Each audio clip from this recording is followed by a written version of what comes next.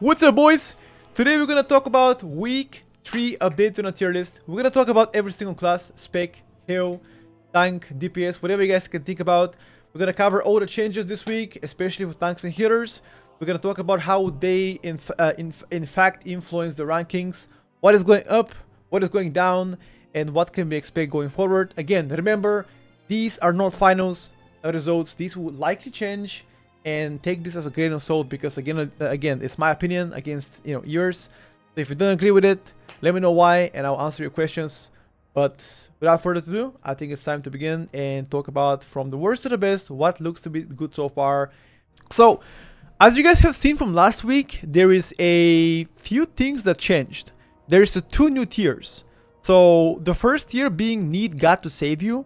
I don't know, look, last time around when I was calling specs trash and garbage, some people got offended because they were like, okay, you shouldn't use these kind of words. So today, instead of calling specs trash and garbage, I decided to name the last category need God to save you. Okay, it's a little bit more appropriate, but that is the first new category.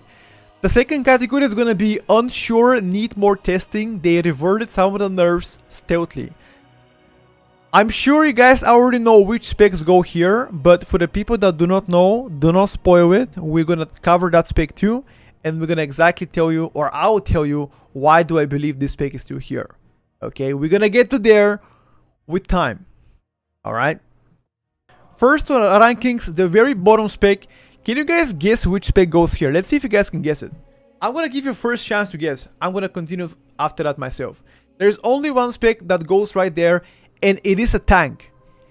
It is a tank right now. It is a tank. It is not a DPS. It is a tank right now. Now, I'm gonna give you some hints. This tank used to be really bad last week. Well, I wouldn't say really bad, but that tank was underperforming last week, and this week they nerfed it even more. You guys correctly guessed it. It is right now Protection Paladin. Protection Paladin, quite unfortunately, goes on the very bottom of the list. So I'm gonna track back from last week compared to this week. Although Protection Paladin has a nice utility toolkit, nothing really has changed for them in terms of that.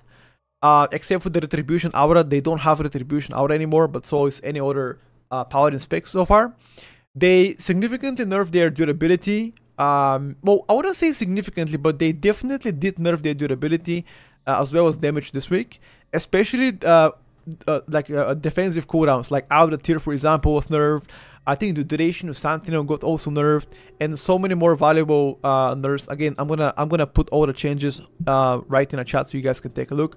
But again, their performance was already quite underperforming from last week, and this week they would definitely feel worse so far. Again, remember, although they are underperforming and they're quite bad right now, there's a very high possibility that this pick climbs higher just because of their nice toolkit, right? So if they were to get buffed, like either more mitigation, more damage, although I would say mitigation is like the first problem for them.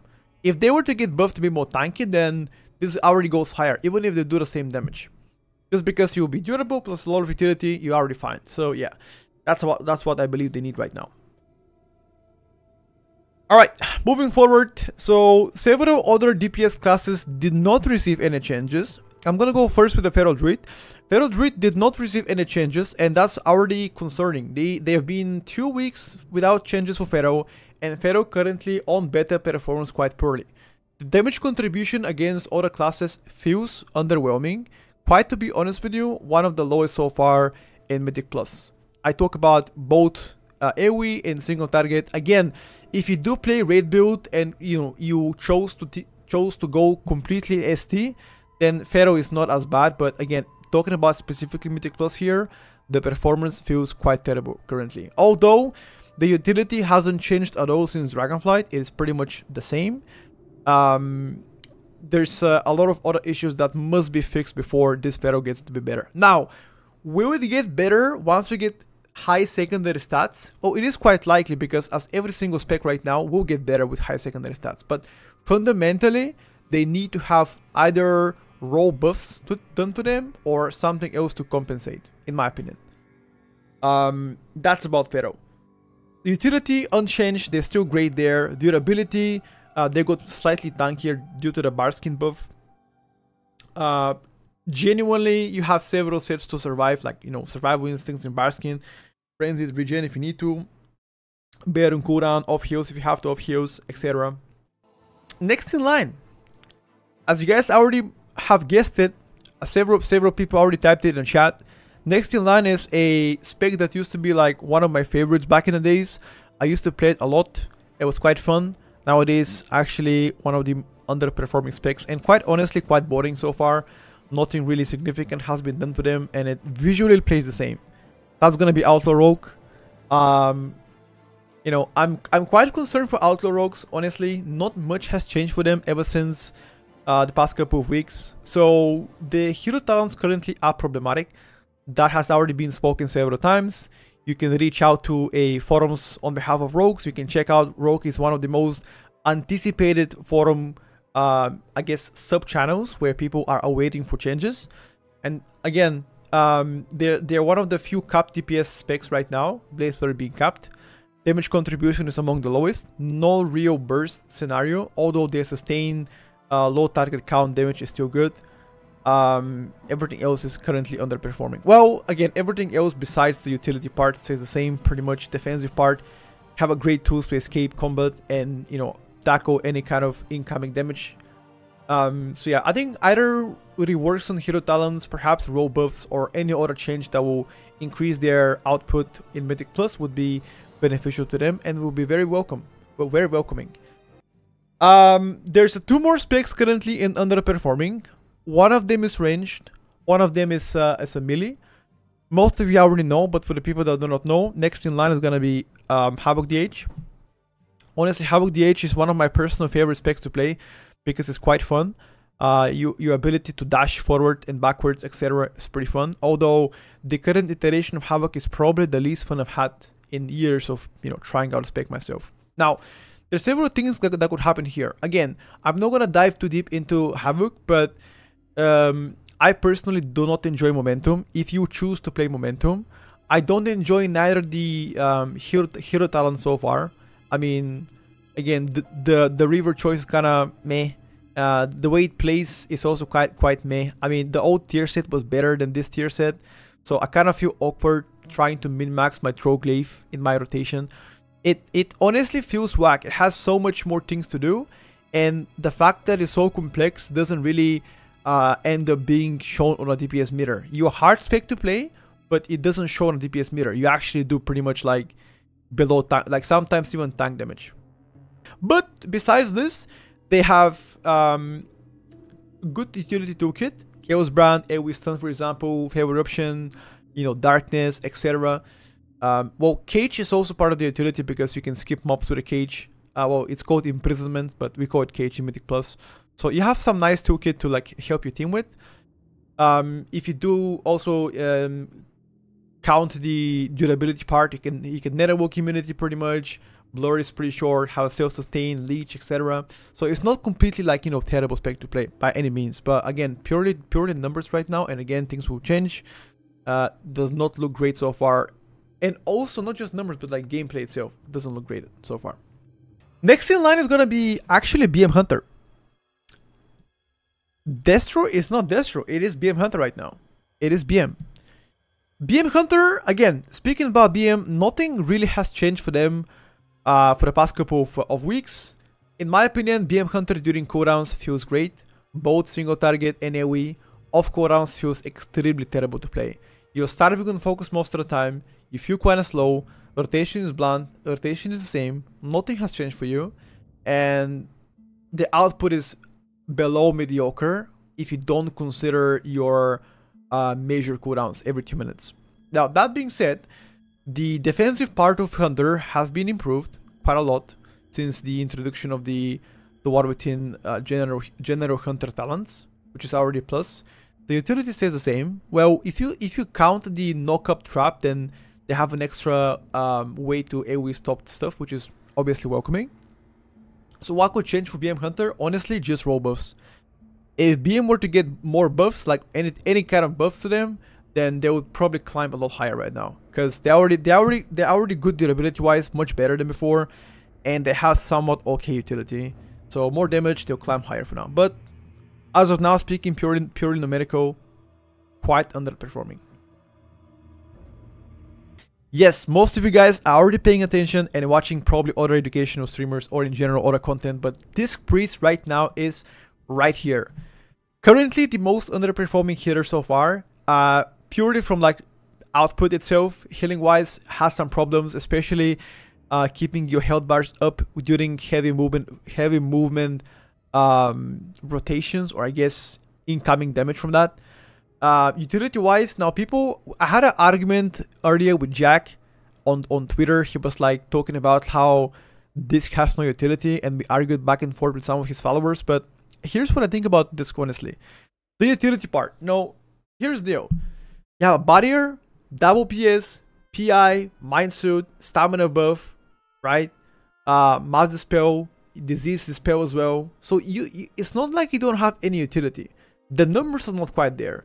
Damage feels okay, not that bad, but the genuine output out of Disc right now feels problematic. Although it got buffed as well quite recently, 3 days ago. I believe more shooting as well, and some other abilities got buffed by like Atonement as well. I believe more HPS right now. Or sorry, Penance, I believe. Penance. So genuinely need more changes on behalf of healing. Like something else to like make them heal more. Yeah. Improve their mobility as well. That was another problematic. Mob control is kind of very weak so far. Both Holy and Disc have literally no mob control. Like there's nothing that you can do to help your team to stop any incoming casts or any important spells except for the Fear. The Fear is still valid, you can still press it, but you don't have an interrupt, right? Which is a major thing. If you compare it to the rest of the hitters, they all have something, but you don't. Problem, right? So yeah, I would like to see that being addressed. Sure, that's actually a good point. Justice for the Holy, that's good. That's good. This equals Pharaoh PvP spec. They don't want to tune it for PvE. Yeah, maybe. Mainly. Main utility issue is disease. The spells aren't needed this season, and they don't have an interrupt. There's a several disease spells, by the way, Sagar, but there are a lot more poison spells. I do agree with that. Dominate Mind too, true, and Shackle. Shackle could be useful in Necrotic Wake. Second boss, insanely useful. Dominate Mind for the what do you call those mobs that throw a cleaver? Fuck. I forgot about it. But if you guys remember in Necrotic Wake, those guys that throw the cleaver, you can mind control them or dominate mind them, drag them wherever you want, and let them cast that cleaver on like any important mob so far. That has been a technique that people did back in the days. Now, this is not going to be seen on like low to mid-level keys. This is going to be likely only for like the highest or the highest keys where people are actually pushing the boundaries. So this is something that's completely irrelevant so far for the 99.9%, you know, of you so far. So yeah, I would love to see that this getting more love. Now, in an okay tier, I still believe those picks they need more tuning, but they're not as bad as these guys. So anything above good choice is already great. I guess good choices are the okay guys. Impressive Hour is one step ahead of that. Turbo good candidates are just the guys that you wanna go for. And then insanely OP is just like right now what is the only spec that is so fucking broken. Or like 2 specs or 3 specs. So anyway, going to the okay tier, okay? Let's begin with the tanks and healers first. Okay, so speaking about tanks, in my opinion, Vengeance DH goes here.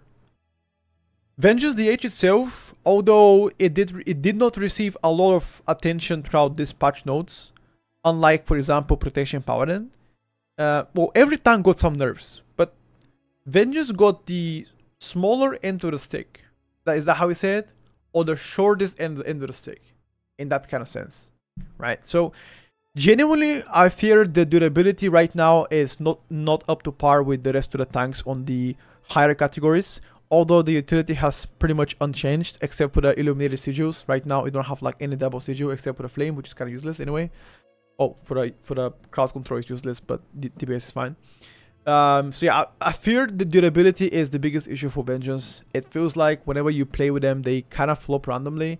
Now, whether it's due to actual being harder, because they are much harder than they were in Dragonflight, I'm not sure yet. Would that change once you get to have like more secondary stats? Well, as any tank, you will likely get better, but the nerfs, or I guess the tier set changes plus the nerfs are most definitely noticeable, especially once you start to play like 10, 11, 12 keys on a fortified. You are getting destroyed so far. However, you still have one of the most stops across all tanks. You can fear the mobs, you can grip the mobs, you can stun the mobs, you can silence the mobs, etc. So that is still something to like think about. Like that's 4 AoE stops, which is insane, more than pretty much any tank so far. Also Chaos Brand, just because Havoc is so weak right now, Chaos Brand could be in the conversation. If casters were to be meta right now, Vengeance ranking might go higher just because of this, because Chaos Brand gives them 5% more damage. So they might be inclined to take you just because of that, although they might struggle based on your characteristics as of now speaking. Things would likely change. Again, we have one more month until tunings come out, so perhaps if they were to get buffed defensively or any sort of durability wise, then they'll probably go higher than that. But for now, I would say you are in okay tier. Not bad, but not insane. Last but not least, P Evoker. In my opinion, P Evoker right now is okay, although the output of the P Evoker is probably higher, like around good choice or impressive. I still think they have like a tons of issues. The biggest issue I have with the P Evoker right now is honestly how it plays. I feel like for the average / casual player, it will be much harder to utilize P Evokers, the whole toolkit, just because of their limited range first of all, and the way they heal, right? So you pretty much want to have like targets in front of you for the majority of the part to heal them effectively. And if you consider range and DPS being spread around, then you're gonna have a hard time actually healing important HPS encounters. And to be fair, this season there are tons of those encounters so far. So hence why I don't think you are the most noob friendly hitter to be picked up on a casual level basis. Now on a high level keys, then I would probably agree that you gotta go much higher, but as of now speaking, this is pretty much okay for now. Utility wise, you're only getting better, very strong there, nothing to complain. Have a lot of AoE stops and have an interrupt as well. Poison dispel, disease dispel, bleed dispel, magical dispel, Zephyr as well, twin guardian grip, TDs as a, you know, not as a TD, but you know, as the external TD, the 1 minute one. So yeah, you have a lot of tools to help your team, honestly. And if you think about it, another reason why I don't think P Evokers might be considered is because Augmentation Evokers are so good right now that would it make any sense to pick up double Evoker? You know, think about it. So this is another reason why I don't think they will be as popular just because of this. If Oak Evoker were to be that dominant so far and picked up pretty much like on every key level, then it would make less of an incentive to pick up P Evoker just because they share the same kind of toolkit. Well, mostly the same toolkit in that sense. So yeah, that's about P Evoker. Alright, so let's talk about DPS. I have currently 4 DPS in OK category. And watch out for this one. 4 of them are ranged. Now you guys are talking about melee being bad, but how about 4 of them being here as a ranged? There is not a singular melee here so far. Not a singular melee here. Let's see if you guys are gonna guess it. Who is the first to be in this list? Chat. It is gonna be Destruction Lock, chat. Destruction Lock goes in an OK tier. Now, let me be clear. Destruction Lock used to be in the lowest trash specs so far. Like last week, it was right here, underperforming one. But with the most recent changes to Destro Lock, they have gotten much better. Now, there's several issues that I don't like about Destro, and I'll talk about it. Why do I think they're here? First of all, I must make it clear. During cooldowns, with you Inferno, especially in Mass AoE, you are still crazy good. You still can be doing nasty numbers. But off cooldowns, this is throughout sustained damage, it is currently quite low. This is something to consider. I don't like the playstyle, especially if you play Hail Color with your awkward spamming, casting 1C to apply Wither so you can sustain the Wither throughout the whole pack. Kinda awkward. Like, to me, when I think about Destro Lock, I don't think about like a dot spec. Although you maintain Immolate, sure. maintaining Wither or casting Wither in general, like based on a seed, it's kind of cringe. So I really don't like to see that. Although right now that does a healthy chunk of the damage, you know. Also, I have seen some Rain of Fires on single target kind of stuff, which I'm not really happy about, because Rain of Fire for me, I connect to an AoE spender, not a single target kind of stuff. But yeah, I would like to see a lot more changes done on Destro. Now, whether they're gonna shift the tier set a bit, make different hero talents, or perhaps give them a lot more love on their spec specific talents, I don't really mind. Anything to make them better. I want to see better sustained damage, better damage off cooldowns. Single target is already good. That is not a problem. The problem is the sustained damage off cooldowns is quite terrible right now. Perhaps this will be a spec that you can play better in a pre-made where you can actually pull big during cooldowns and you can smash the mobs. So yeah, overall I would say if you're a casual player slash doing moderate kind of level keys, then OK is reasonable for you. Alright, next in line.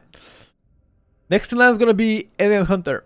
Now I know a lot of you will be disappointed to talk about Hunter and why do I think it's gonna be an OK category. Now let me explain why. So first of all, to be quite frank with you, during cooldowns, Hunter with a True-Shot aura is absolutely great. Undeniably, during cooldowns you are smacking in AoE, no problem whatsoever. Now, the Sentinel got buffed this week. The Arsenal got slightly nerfed and capped as well.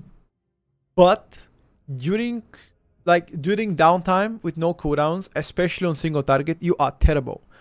Single targets, to be quite frank with you, is among like on the lower level spectrum compared to the rest of the DPS classes right now. Now, what would they do to make it better? Perhaps a further buffs on behalf of the single target. Something to make it better. Maybe buff the arcane shots, like trick shots to do like the precise shots to buff arcane shot more, or just give them more arcane shot, or buff the steady shot, or buff aim shot rapid fire and then nerf the trick shot damage. Anything would be okay to have them do better single target. The AoE, it's not a problem, they're already good there. The utility is pretty much, oh, that is not true. Utility got better because now they can stun without summoning the pet. Back in the days, it used to be a problem to stun, but right now you have intimidation without pet, scatter shot, binding shot, trank shot as well, which can remove enrage and also magical effects on you, kind of like a purge. Bloodlust you can remove your poisons from you and disease effects from you as well. So yeah, knock-up trap as well, true. So utility got better and defensive got much better as well. So they're already good there. They're already good, especially the extra absorb shield from your Sentinel hero talents. So genuinely pretty good. I'm happy about but they need more changes on behalf of this. Buff their single target so I can put them higher. I love to play so far, but right now it is not looking great there. There are two more specs here in OK category. Two of them are ranged. What is the first one? You now already know what it is. It's the fat chicken, boys. The fat chicken goes in OK category. It is the Boomy. Boomy! Why is Boomy here? Let's talk about it. In my opinion, I genuinely believe Boomy is not that bad once you play it on a high keys. Yeah, I know. Pulsar got removed, yada yada yada. I heard it all. I know. Although on a mid to low level keys, the ramp up is actually quite a problem still. The damage got better there, but again, they still need time for them to ramp up. The mobs to live longer to do your full damage. We already know that. Nothing new. The Pulsar gameplay got removed. We already know that. Nothing new. Numbers are not quite there for them for now speaking.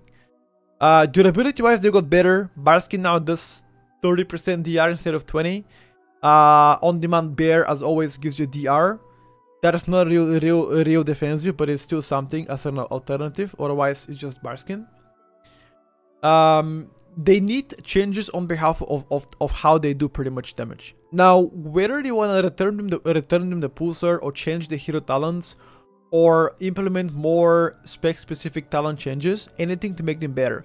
I believe even if you flat buff them, I don't think... I mean, they're gonna get better just by flat buffing them, but that's not gonna make them feel more fun to play.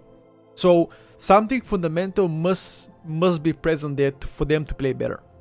That is currently the biggest argument for balanced rates. Although, again, utility unchanged so far. It is pretty much there. Nothing, you know, has changed. It's still great. You could make here an argument that Guardian and the rest of the Druids are so good that there is no incentive of picking up Boomy. Well, that is true, because Mark the Wild is kind of like unique buff across all Druids. If you already have it, then there's no incentive of, like, you know, choosing the balance, for example. But again, that is something for like a future, for the future us to answer. But so far, I think in the OK category, you're good to go. And last but not least, chat, there's one more spec in the OK category. It is Shadow Priest. Shadow Priest currently is in the OK category. Now, there's several factors of why they are here.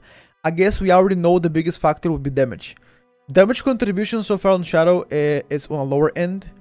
They have cooldowns every 1 to 2 minutes. 2 minutes major cooldowns. Or I guess if you play Dark Ascension with your 1 minute talents, if you play the Void River, Rift is every 30 seconds because of your Void Torrent. But like genuinely, numbers are not quite there for them so far. Utility stays the same pretty much. Durability stays the same too much. Well, if you include the small DR from Shadow Word Pain, because of their general tree, whatever, that's not a really big deal. Like utility and durability pretty much stay the same so far. Damage is the biggest factor. They need to do something about that. You either want to buff them, like either Psychic Link to do more damage, general talent changes or buffs, or just purely, you know, baseline abilities buffs like Auspicious Spirits, Mind Blast, you know, etc. So yeah, that's what I believe on Shadow. If Shadow were to get buffed, however, it is going to be quite problematic. And I'm going to tell you why. Because they have everything that is needed for that spec to be on the very top of the bracket. We already seen that before. We already seen Havoc being on top of the bracket or rankings for the past couple of 4 seasons. If they were to get buffed again, I'm afraid they will end up there again. But so far, as we're speaking, OK tier for them is accurate. My opinion so far. If they were to get buffed more, then they're gonna climb. They're gonna climb for sure. Most definitely the most out of you know, the most out of any spec so far across. They'll climb like crazy. Anyway, chat, that is the only spec that I wanted to put here. Now, on to the next one. Good choice. Shadow has no utility. What do you mean? Shadow has... Okay, let's talk about it. Stamina buff, off heals for Vampiric Embrace, Disease Dispel, Grip, MD, Mind Suit, Dominate Mind as well, AoE Fear. And what else do they have? I guess PI too. PI is like crazy good if you consider playing on a full range spec. Okay, grip is not really utility. I mean, sure, it's something though. Wait, it's useful sometimes to grip. It's useful. If somebody's being a monkey, you can grip them to get close to you or avoid some kind of a death. You know, you can make it work. You can make it work. I agree. It's not like a real, you know, it's not like a real utility. Anyway, moving forward, let's not talk about Shadow Priest anymore. We're gonna go back to it and I'll answer any questions. Oh yeah, Shackle Undead. True. Shackle Undead will be quite useful in the Necrotic Wake, especially for the second boss area with Double Mage. Alright, good choice. This is gonna be one of the most surprising tiers, by the way. A lot of people here would be like question marking me, but you know, I'm inclined to be honest with you. Okay, I'm inclined to be honest with you. So we already ranked Disc Priest, we already ranked P Evoker, and for the good choice, you guys guessed it right. Well, most of you guessed it right. It's Holy Priest. Holy Priest goes here, and I'm gonna tell you why. I believe Holy Priest is one of the most noob-friendly specs to play, especially for Mythic Plus. The reactive capabilities of Holy Priest are a big pro for them, because if something goes wrong, you can quickly react, top up the health bars. Now, yes, we already established that there is a problematic with the mob control, as well as Disc Priest right now. They don't have what it takes to contribute to your team crowd control abilities and stop incoming cast, except with a Justice ST stop, I guess, and AoE Fear. On the behalf of utility part, similar to Disc Priest, except for the mouse barrier and PS. The GS here could be in the conversation, but that's just like a single target utility, which is kind of good for the tanks. Damage, however, and healing are way better than Disc Priest so far. So that is a big bonus. You're gonna do more damage, and you're gonna feel like you're more impactful to your team because your healing is better than Disc. So genuinely, I think you're a good choice so far across multiple teams. You can play with full range squad, you can play with like full melee squad. It don't really matter. So yeah, overall, I like Holy Priest though. I'm a big fan of them because they give him PI. I'll be honest. We have already ranked 3 tanks. No, we already ranked 2 tanks. There's a tank that goes in a good choice. Let me see. Wow. Only one of you is actually correct. Oh, this is gonna be, I can feel it. This is gonna be a controversial pick. I can already feel the flame here, okay? But I'm gonna say it. I don't care. It's my opinion. You guys don't like me? Fine. Flame me. Alright. Protection Paladin. Protection Paladin, in my opinion, goes here. I'll explain why. Now, I do agree. Protection Warrior, not Paladin. Protection Warrior. Sorry, not a Paladin. Fuck me. We already ranked the Paladin. Shit. Protection Warrior, not a Paladin.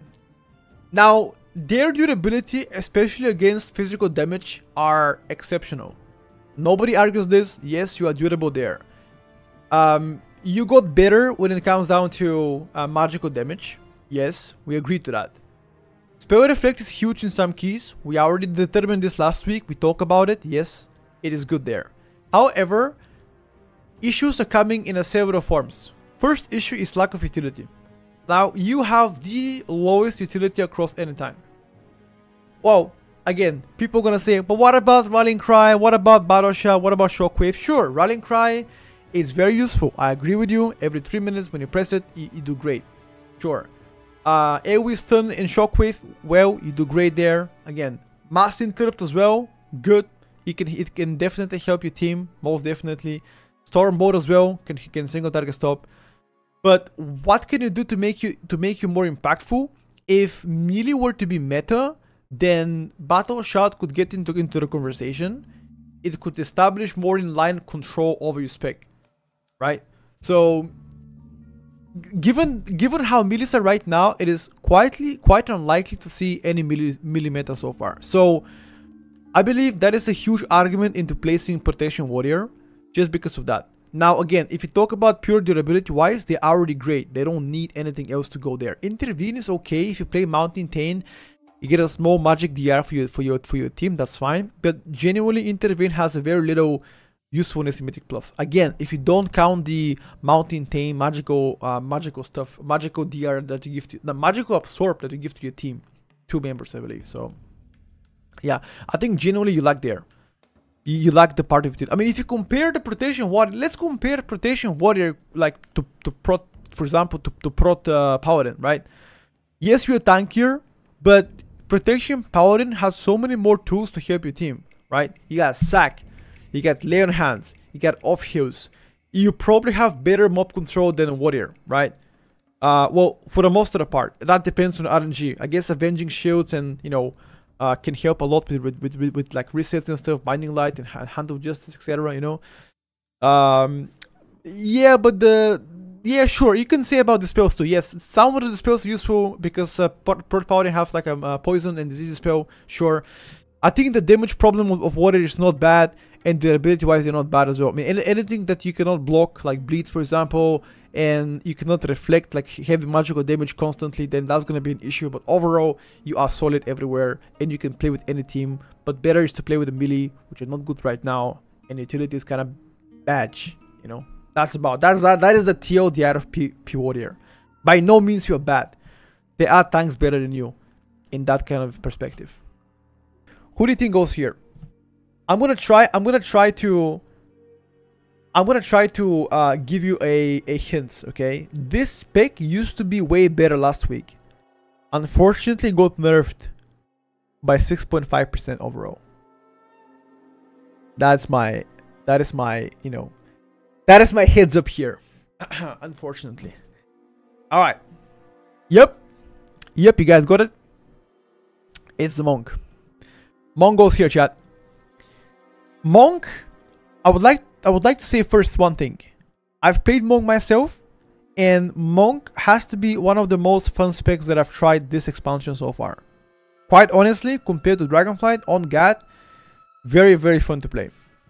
Now, numbers wise, they failed way better last week. Did they get nerfed? You know, is it justified nerf on them? I don't think so. But quite recently they got nerfed 3 days ago.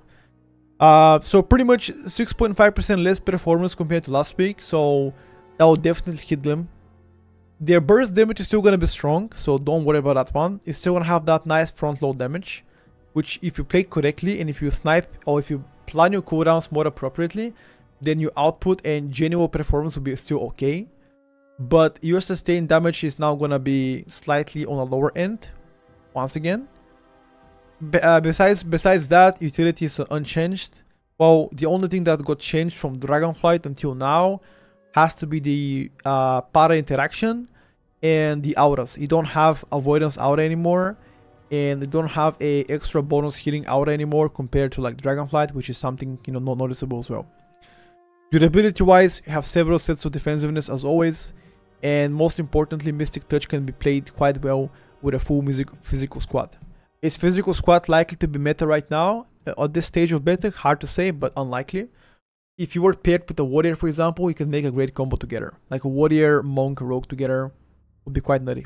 But again, numbers wise can't be justified so far. That's about monk. Next in line is gonna be Frost Mage. So one more thing about Frost Mage, it made testing quite hard. For one reason, nothing has changed for Frost Mage since last week, but currently Frostfire is broken completely. You can't even play Frostfire. As far as I know, again, since last night, unless they pushed a stealth nerf or stealth fix today morning, then Frostfire wasn't playable at all. So that is gonna get fixed very soon. Spellslinger, you can obviously play it, but it's quite underperforming compared to like Frostfire. Damage output right now is the biggest concern for Frost Mage. It's currently quite, you know, quite average, I would say, slightly above, you know, slightly above, I guess, the average. Utility-wise, among the best, you're very tanky as well. And if you pair Frost Mage with the rest of the casters in one, for example, in one group, let's say if Mage, Oak, and something else as a caster, then this goes much higher, even though the pure numbers of Frost Mage are not quite there. But if you probably pair this with a caster comp and you get an Oak Evoker, instead of good choice, you're gonna be impressive, even though your damage would not really represent the spec. It's by itself, you know, as a standalone right now, not in a specific god comps or anything like this. I would say more like a good choice. All right, that's about Frost Mage. And again, Frost Mage didn't get any changes this week, so think about that too. All right, next in line is gonna be a melee spec. As always, most of you already talk about that one. It's gonna be Arms Warrior. Now, a lot of people wanted me to place Arms Warrior much lower than it is right now, but throughout testing and all, honestly, a re-evaluation I spoke about with Archie this morning as well, and me and him also in the same opinion that, in my opinion, well, although Execute feels quite bad to play on Arms, the overall numbers are quite there for them. Honestly, the performance-wise and numbers-wise that they pull right now is good enough to be placed on a good choice. So genuinely happy for them. Will that gonna be enough for them to go higher? For now speaking, numbers-wise, perhaps maybe on a lower level keys, but for now speaking, I think good choice is good for them. Now, durability-wise, again, not so impressive there, but not bad either. Like, I would say more like average. I have like one defensive, like one big defensive. Spell Reflect can be also 20% magical DR. Rallying Cry can be also count as a DR. And on demand, what was that shield code? I already forgot. I can't remember every single spec and ability in the game. The same thing that Protection Warrior had. Not the distance. Ah, shit. I gotta log in to check later on. Yeah, but you know, Ignore pain. Yes. Yeah. Overall, I would say a good choice there. But if you consider playing Arms Warrior, remember this. If you play with Shaman, the Wind Fury right now on them, well, it's called Sky Fury on them, will give you a lot more damage. So you can try to build a comp around Warrior. So you get, for example, Shaman, you get a Monk, for example, and that both together can elevate your performance up to impressive, I would say. So if you can pair yourself with a Monk and a Shaman together, then I would say you're gonna play way better. Now, I don't think the sims are out yet to show exactly which melee spec performs the best with the Wind Fury, but back in the days, I believe when they did it for Dragonflight, and correct me if I'm wrong here, but Arms Warrior used to benefit like top 3 across all specs with Wind Fury back like in Dragonflight. I don't know if they have this spreadsheet available for the War Within yet. I don't know that. Maybe they do. I gotta ask Ward up. If he does, then we can check out. But usually they benefit quite well from Wind Fury, which is, you know, again, massive bonus because Monk 5% damage on top, plus Wind Fury on top. And remember, Enhance, Ellie, and Resto Shaman can give you the Sky Fury, not only Enhance. Back in the day, used to be only Enhance. Arms lost a lot of Wind Fury value because of their weird rage economy. It's mostly Sub Rogue that is gaining a shitload of Wind Fury. Yeah, again, I don't have the exact numbers specifically talking about how much can you benefit from like Wind Fury. Perhaps you're right. If I were to have the data, then I'll definitely tell you guys. I don't know exactly how much each melee can get in terms of benefit from the Wind Fury effect. But from Dragonflight judging, it was quite good on Arms there. Arms used to benefit more than Fury on like raid scenarios at least. We'll see. We gotta wait a few more weeks. I don't think the sims are out yet for like most classes on SimSim. Last time I checked, half of them were missing so far. So within the next couple of weeks, they're gonna be adding stuff. Yeah, that's about it. Anyway, next in line, I'm gonna actually put both specs here because you're probably gonna guess which one they are because I just said both specs, and you guys immediately know what I'm talking about. There are two specs right here. They go hand to hand. They're brother and sister spec. So yeah, in my opinion, the next in line is gonna be rogues here. Both Assa and Sub, I would say probably in the same tier right now. And I'm gonna explain why. So, first of all, again, just like Warriors, I would like to mention that Rogue is one of the most neglected spec so far on War Within Beta. And I would really love them to get more changes. Although we expected something this week, nothing has been shown for them. Not only visually speaking they are boring there, but also hero talents are quite a question mark so far for them. Again, speaking about utility, nothing has changed for both of those specs in terms of utility. For the most part, nothing.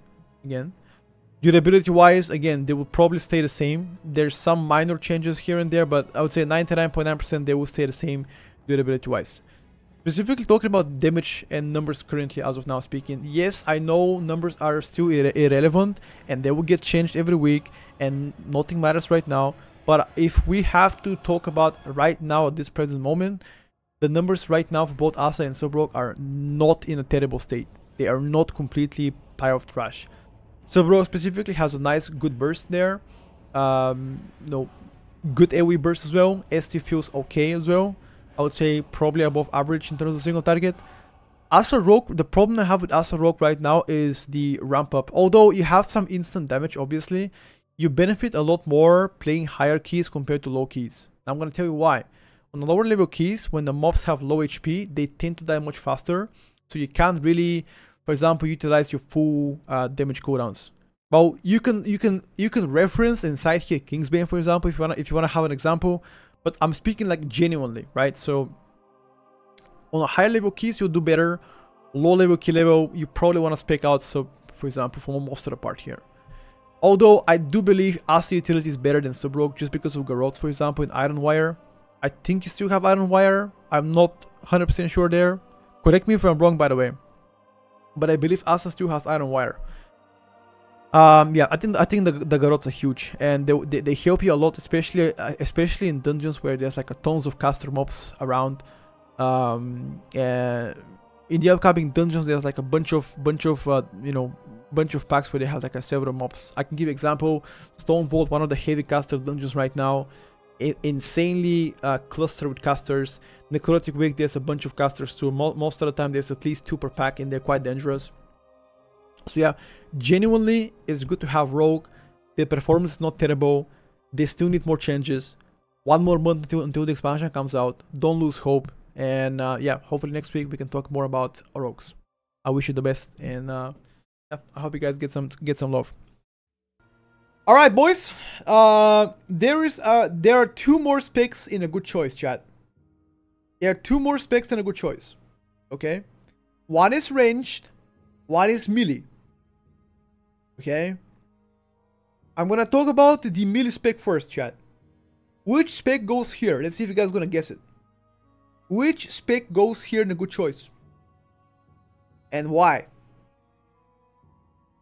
Why? Alright. It seems like you guys guessed it. It's definitely Frost. Okay, I'm kidding. It's not Frost DK. It's gonna be Retribution Paladin. Hell yeah, baby. You guessed it right. Retribution Paladin right now? And quite honestly, after the changes this week, I'm feeling better. They do well. So I'm gonna speak first about damage profile. Damage profile, extremely pleasant to play Retribution Paladin because of several ways. First, you have pretty much non-existent cooldowns. Every 30 seconds, minor cooldowns. Every 1 minute, major cooldowns. Sustained damage on AoE is pretty good now.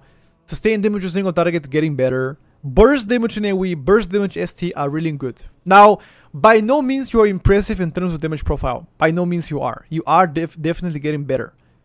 However, if you consider the rest of your capabilities, for example, defensive parts, which is getting, again, it's not getting, but it's already and has been one of the best so far across all specs. You're very tanky, so 5 out of 5 there. Utility-wise are unchanged, except for the Retribution Hour that got removed. You are gonna be one of the most noob-friendly specializations in Mythic Plus because it's very easy to play and it does good output. And they have a tons of defensive utilities and offensive. I think you're in a good spot right now. You are a spec that I consider above average in terms of performance. And would there be more changes? You're gonna push higher for sure. For now speaking, good choice is good for you. But you have everything needed to go higher for now. And again, you have an immunity as well. You can help your team with, for example, bobs and like freedoms and diseases spells and poison spells and sacks, etc. Layered hands if you want to include that. Devotion Hour at 3% DR. Genuinely, it's kind of like a damage / support spec that plays melee. You know what I mean? Something like a Diablo 3 Monk. If you guys remember the support Monk, you do good damage while being able to help your team, while being able to like live like a live lord, So yeah.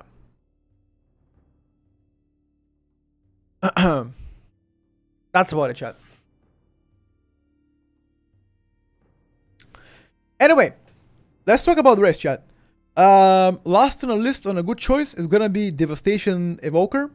Devastation Evoker received several tunings. This week specifically got the most amount of changes, which will definitely strengthen your single target and AoE damage profile.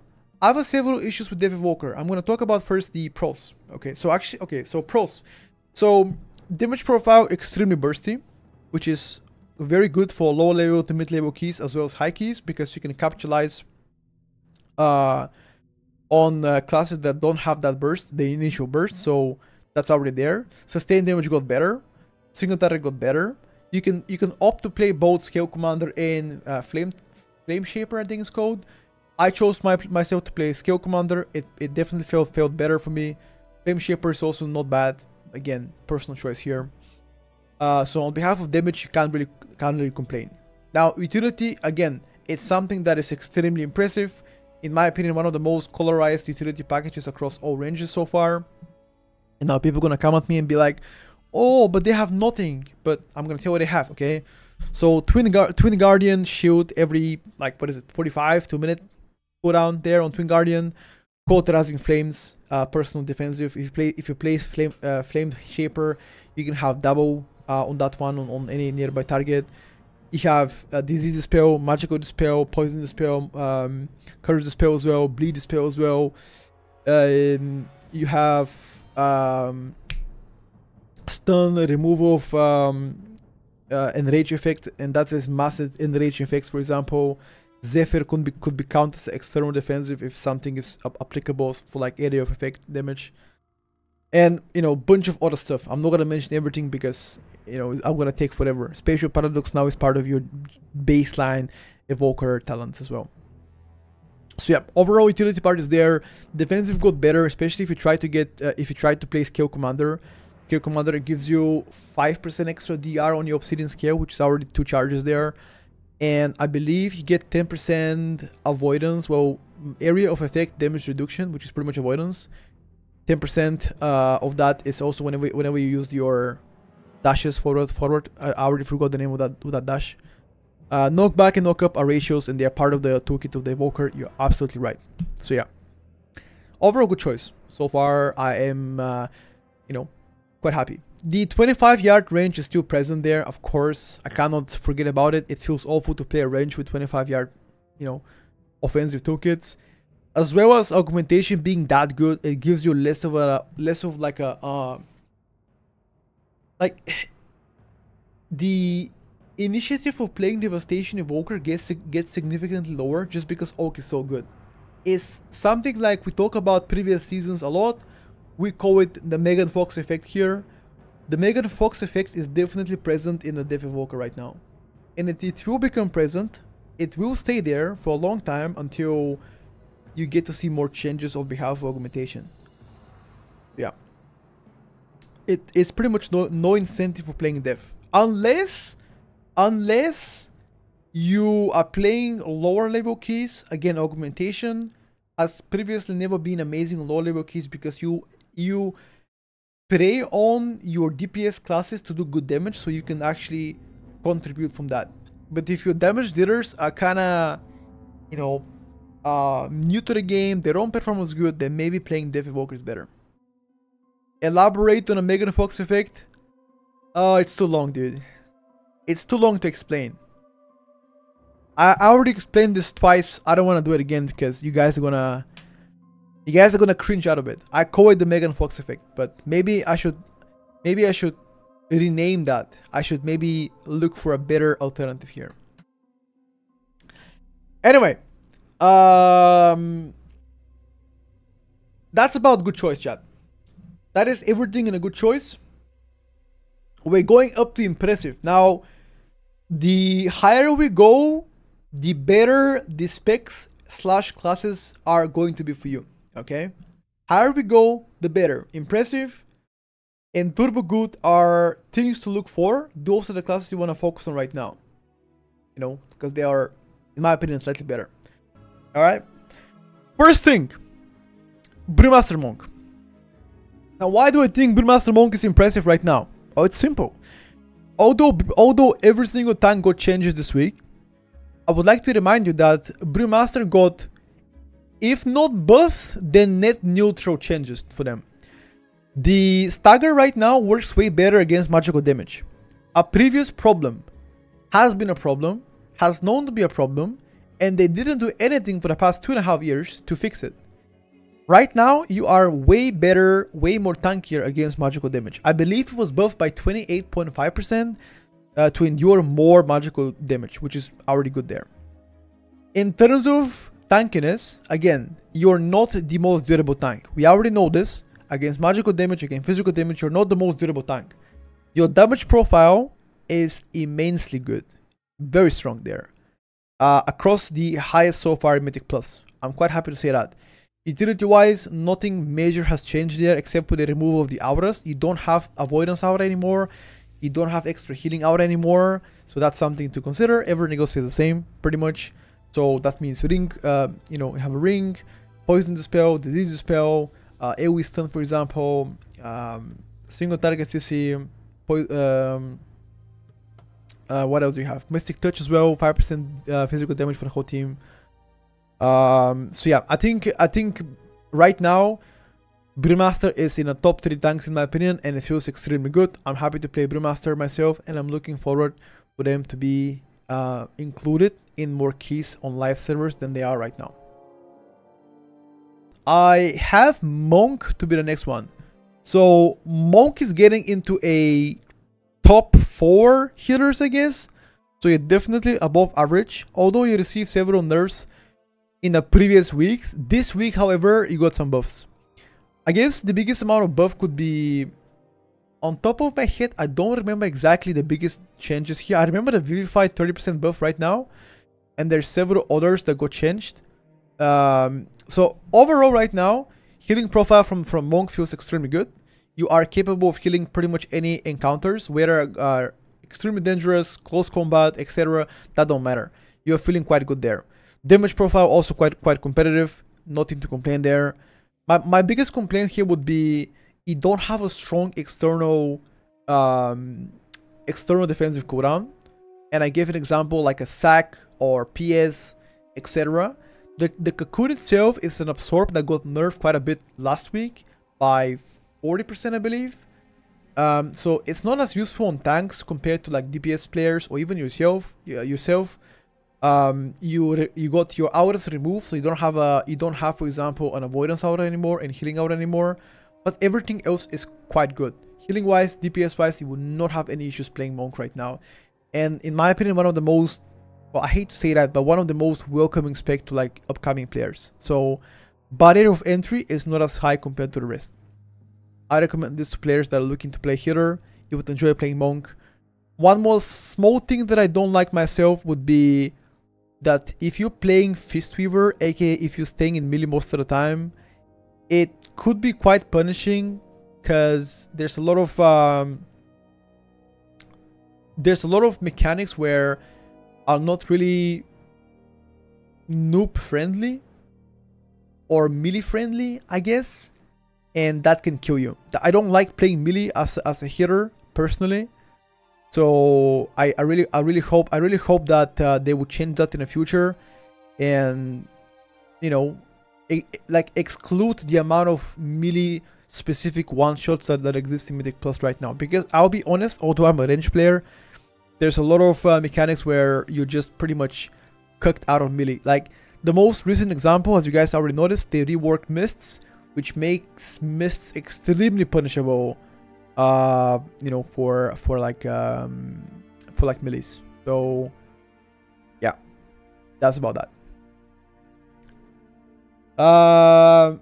Last but not least, Shaman. I think Shaman also goes on an impressive tier so far. Shaman has improved quite a lot following the most recent, you know, I guess rework like several weeks ago. So I'm happy to like I'm happy to say that about Shamans, because they were quite underperforming for the past couple of seasons. But now after a complete rework, especially with the introduction of more utility on their toolkit and rate wide buff, or I guess like, you know, party buff because of the Sky Fury, you are doing better right now. Healing profile got better. You have easier time topping up your party members while actively spending time DPSing as well. Damage profile, it's great. There's nothing to complain there. I mean, it's not by any means impressive like Giga High, but overall it's great. So several complaints here about why I think you're not the best right now. And one of the things here would be, in my opinion, if Ellie or Enhance are to be considered more favorable choices, then you would probably have a hard time getting into the same group with them because you share the same utility. Now that is again subject to change, and it might or it might not change. They might appear to be less strong than you, then you're gonna climb higher. That's fine as well, no problem there. You don't have a strong external DR for your team. So Link as well could be considered a raid/party cooldown if the players are stacked, but nothing that can help, for example, a singular member survive better. Ancestral Vigor, yes, it's applied much easier. It's present more often now. Higher duration, sure thing. Earth Shield gives you small DR, fine, but you don't have like a strong DR out of, you know, to help out your I guess the desired member per se, right? That's about Shaman so far. But I think you're pretty good. I think you definitely end up being played a lot more, and I'm happy for Shamans to get buffed and reworked. And they also, I believe, got some changes this week, positive changes on behalf of the healing. Now they're even better when it comes down to this. I believe they also buffed the didn't they buff also the not the totemic 3, the other 3, the ancestor? Wait, no, it wasn't called the ancestor. I already forgot what's the other 3 code. I'm trying to remember 36 packs in a game and 3 different hero talents for all of them. Farseer, sorry, thank you. So my brain, sorry, sometimes my brain is all over the place. Farseer got buffed with this week, but I think you are most often than ever don't play that. You mostly play totemic. Yeah. the surge buff was like 25%. Yeah, I got you. Yeah, that's about healers and tanks so far in this category. Again, you probably will get better information if you're like watching a healer specific content creator. By no means you should take everything that I say close to heart. There are probably thousands of content creators out there that specifically talk about and play healers itself. They can give you a better, more detailed overview, so you're more than welcome to go there and ask them. That's what I think about them. And tanks wise as well, there's like a bunch of tank players that only play tanks, and you can ask them about their specific opinions on how they feel, how they play on behalf of tanks, and you can, you know, judge by yourself. That's what I think. That's what I think so far. Now, nothing is finalized. I could change my opinion depending on the further notes. But so far, I think it's impressive. Brewmaster is impressive. Monk is impressive. And so is Resto Shaman, in my opinion. Next in line goes to be Fire Mage. Now, I will say this. Fire Mage in a specifically designed group for Fire Mage. That being said, Augmentation Evoker, X God Comp, you're gonna probably climb higher. I do agree. But as a standalone, not including that, you are in an impressive tier. You're not turbo good. I would agree with you, and I'll be honest. Did I make mistake misjudging Fire Mage last week? Definitely yes. I gave them more than what they deserve. But that was because I was considering the group comps. If I don't consider the group comps, if I consider like you as a standalone spec right now, I think an impressive tier would be more appropriate right now. Damage profile, however, it is not the highest, and it is not playing to be the highest so far. Would they get more buffs to justify higher placement? I hope so, because if you want to be the meta, then you probably should do more damage than what they do right now. Their playstyle got changed depending on the hero talents that you're playing right now. Living Bomb, the introduction of Living Bomb is going to help you with your damage profile against lower mob health targets, especially for like low keys and mid keys, a lot better than like last expansion. Obviously, you still play Full Ignite build for most of the part, which does insane single target damage while you do AoE, which is a very good bonus for most of the time. Utility is unchanged, except for the mass shielding. Right now, it's only 3-minute cooldown instead of 2 minutes. Durability unchanged, you're still very strong, one of the strongest so far, with cheat death, with immunity, several with defensiveness like mirrors and personal barrier every 20 seconds, and a personal defensive too, and blink absorb shield too. You have a bunch tons of shit, alter time as well, to help you recover. So if you were to get buffed, for example, right now, you're probably gonna be in turbo good or insanely OP if you were to get buffed like damage wise so far. But if I gotta consider the current performance and a standalone spec, then I think impressive is more like, you know, in line for them. Again, so far as a standalone singular spec, if you include God Comp, then it goes higher for sure. Anyway, going forward, chat, there is 2 more specs here, okay? But if you guys don't guess it, then yeah. It is Survival Hunter. Survival Hunter right now has not received any changes, except for the Sentinel buff by 100% this week, and cap of the Arsenal. But that's about it, you know, that's not really directly changes, except that unless they play Sentinel, which they play Sentinel for the most of the part, like 99.9% sure, every single survival hunter, including myself, are playing Sentinel. So Sentinel got buffed by 100%. It does more damage right now. End of the story. Talking about DPS so far, both profiles are extremely impressive. Single target AoE, burst damage, sustained damage, everywhere you cannot be touched. You're doing way better than before, than previous expansions. To be quite honest with you, the utility part has gotten better, just like any other hunter spec, which is, you know, a positive thing. Again, to go into more details, they have a AoE stop right now in the form of a trap every minute. They have a disease dispel. They have a poison dispel, for example. Now they can use their well, you play with a pet most of the time, so you don't really need that talent to give you a stun effect without a pet. But you can have a binding shot together with a scatter shot, which can be used as an extra swap. So you have like a single target stun, single target disturb effect, and also binding shot. So all together can be used, so which is pretty good. I like the bomb playstyle. In my opinion, it's more fun than ever. So I'm a big fan of that so far. What else to say about Survival Hunter? They got better durability. They're good. They're much better right now in terms of like survivability. So double survival of the fittest, turtle exhilaration. You can play defensive pet, which is always good. I mean, Hunter's Mark, I don't consider that shit. Anyway, going next.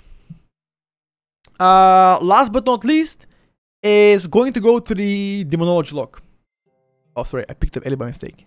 Demon Lock goes next in impressive. In my opinion, probably the most balanced, most well-rounded spec so far in terms of being in this tier. They have both great sustained damage, burst damage, good AoE, good ST, good defensiveness. Utility toolkit hasn't changed so far, it's very strong. I'm very happy to play Demo myself, and I believe it's gonna be one of the better range spec choices for the 1/10. I cannot think of any disadvantage playing Demo right now. I honestly cannot think about that. The only thing that I could say is to be placed higher, perhaps even more damage than you already do.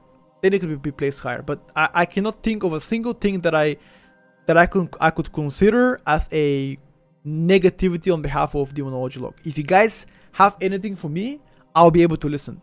So yeah, you guys can let me know. You guys can let me know. Better interrupt. Yeah. So the interrupt sometimes could be actually quite bad, especially, for example, if a mob is far away and you try to kick it and then your Felguard stuns the guy, then it could be kind of bad, you know. Too much ramp up time? Sure. My ass hurts? Okay. I mean, what can I do? That's not really argument here. How much damage does Burning Rush does to you? Okay. I don't even see the point of ranking them by damage when it literally changes every week. Well, the point is to change this every week. You know, I don't just rank them based on damage. We take into consideration, for example, we take into consideration a lot more, right? So damage is a factor for sure, but we talk about like mobility, utility, defensiveness, self-sustain, etc. How well do you play in those dungeons? The new dungeons, for example. How well do you play in like low, mid to high level keys, and also how well do you place in like comps? So the damage factor is there. I cannot, you know, I cannot not say that, but genuinely speaking, there's a lot more other things that to be considered there. Oxy, I appreciate the happy birthday, brother. Thank you so much for remembering. And yeah, I am 1 year older today, brother. I am officially 28 years old today. Yesterday I was 27, today I'm 28, dude. Thank you. As always, much love, and thank you for the 2 months too. I haven't seen a single demo locking a key on beta. That cannot be a good sign. Well, you haven't seen the demo streamers. I recommend you to check Kalamazi. He streams lock mostly every day. Shelly plays lock. I don't think he plays beta right now. Freakswit. Thank you guys for happy birthdays. I don't have a birthday today. No, chat. It's not today. I had a birthday yesterday. Not today, chat. But I appreciate you saying happy birthday. It was yesterday. Much love. I'm not getting 48, chat. I'm 28. I'm born in 1996. I'm 28. Not 48. Not 38. 28. I hope you're in your 30s. Okay. I hear this every stream. I appreciate you guys thinking that I'm older than 28. I'm 28, unfortunately. Yes, my hairline is receding. Well, it's already gone. Yes, I might look like a homeless person in their mid-30s, but I assure you I'm 28, okay? It's okay, chat. I had this hairline since I was, 13. Listen, I already told you the story. When I was born, God gave me a choice. He either gave me, he told me, so listen here, son, you can have a full, nice hairline for the rest of your day or a large donger. That's it. You guys already know what I chose. I don't need to say it. He made me bald by the age of 13.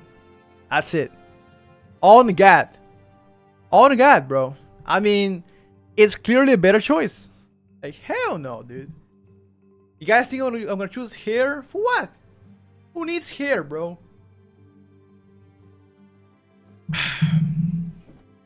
Anyway. Let's move forward, okay? Let's move forward right now. Save money on hair? Fuck yeah, dude. I mean, you guys with a hair, how long, like, how often do you guys take haircut? Let's be honest. Like, if you have a hair, like, how often do you go for a haircut? You must have a haircut, like, every single week. Or every 2 weeks. Every 2 weeks? Hell nah, bro. Like, think about it.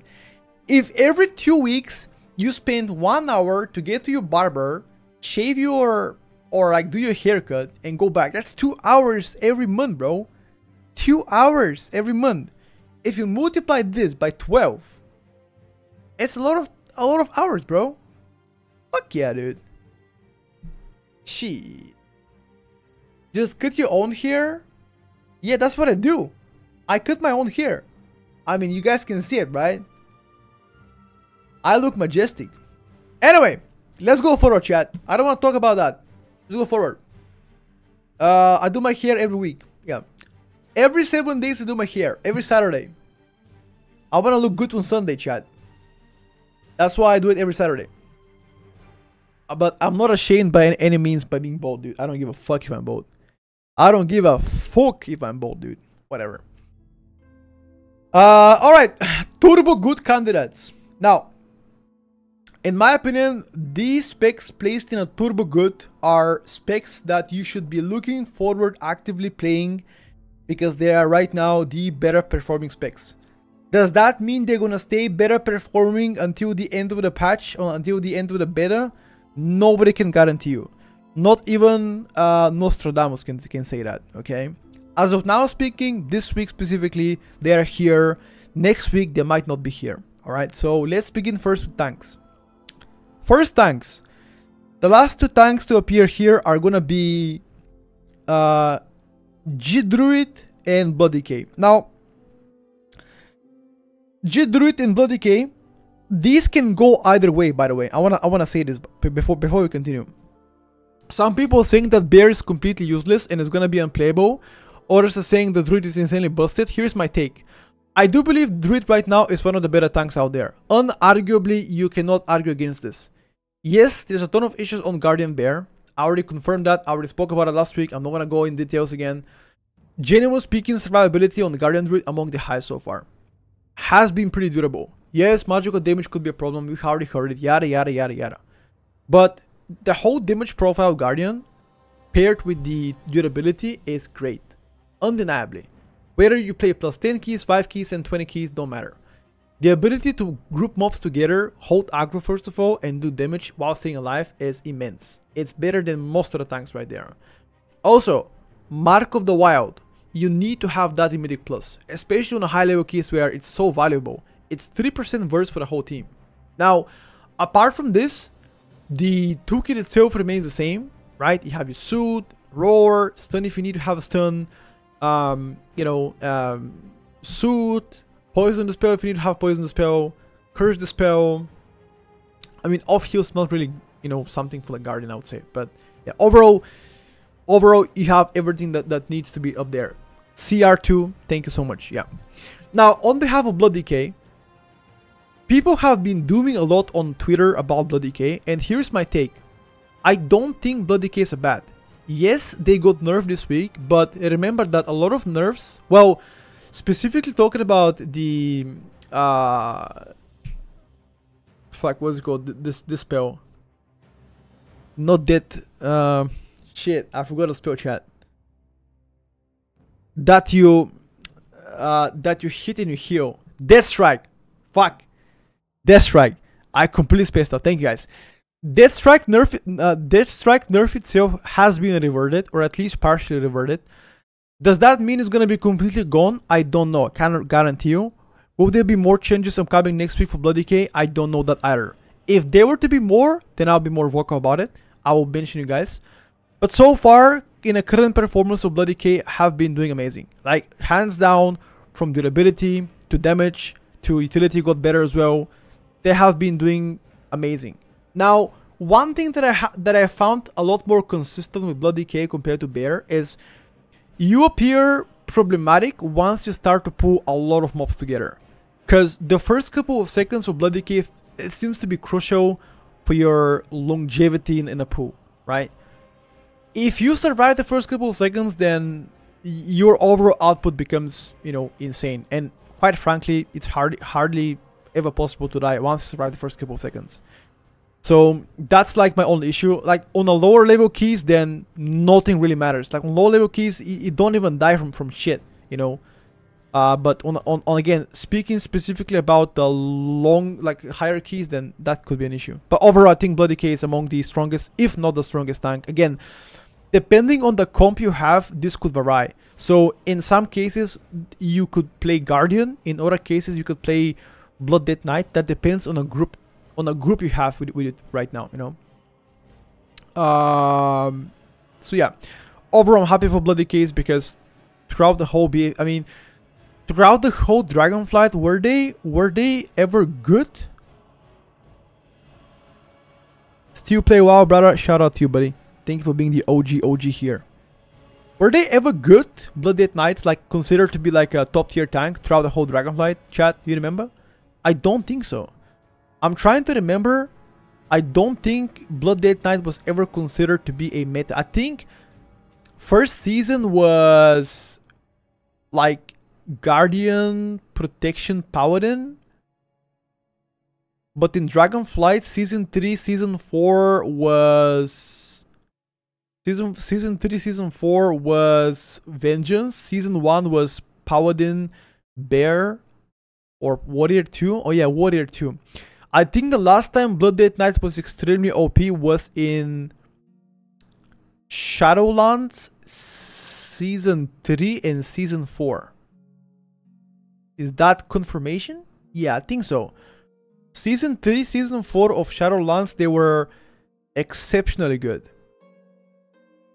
Yeah, where you can pretty much parry everything there. I remember those days. Everybody and their mom rewrote to Blood Death Knight. It was fucking insanity, not gonna lie. So they got butchered after this for Dragonflight, unfortunately. Broken set as well. Yeah, I mean it was quite good there. So yeah. So again, to get back in the conversation, I believe both tanks right now are in a very competitive state. I talk about the pros and cons again, you know, for each tank.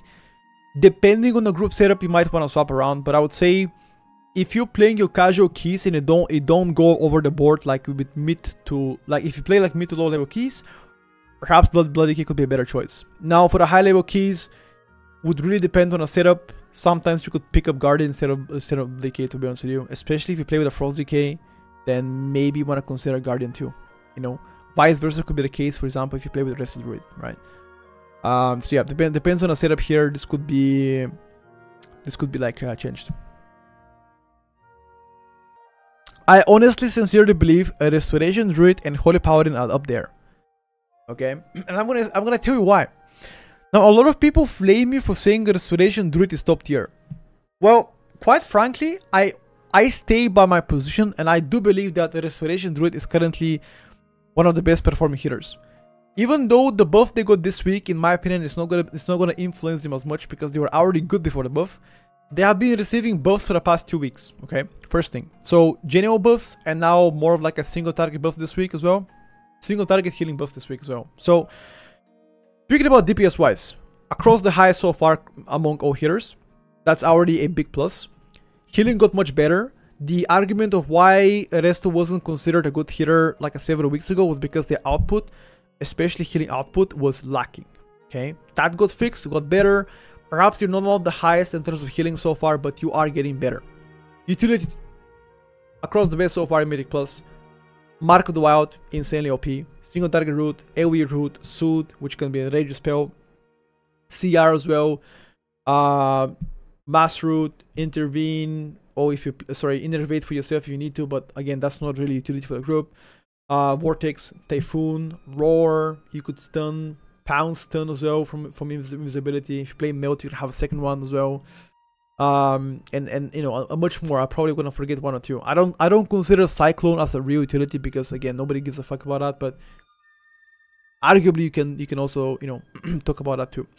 Now, in terms of Holy Paladin, why do I think you're still the best? One of the best so far.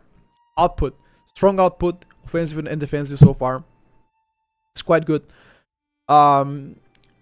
You have one of the best externals, if not the best externals from like every hitter so far out there. Because 3% DR for the whole party, Devotion Aura, CR. You have sack every minute 45, I think, if you play a talent. If not talent, you play 2 minutes. Blessings as well.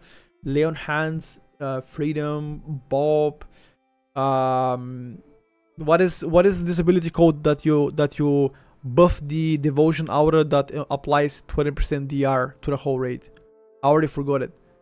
Aura mastery, that's the one. Aura mastery, you also get sorry, 12%, not 20, yeah, 12%, my bad. So yeah, so one argument here where I think the Restoration Druid lacks compared to Holy Paladin is mob control.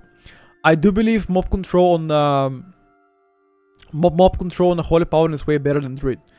So kick, first of all, because Druid kick is kind of awkward. You can only kick during cat, right? Holy Paladin, that's not a case.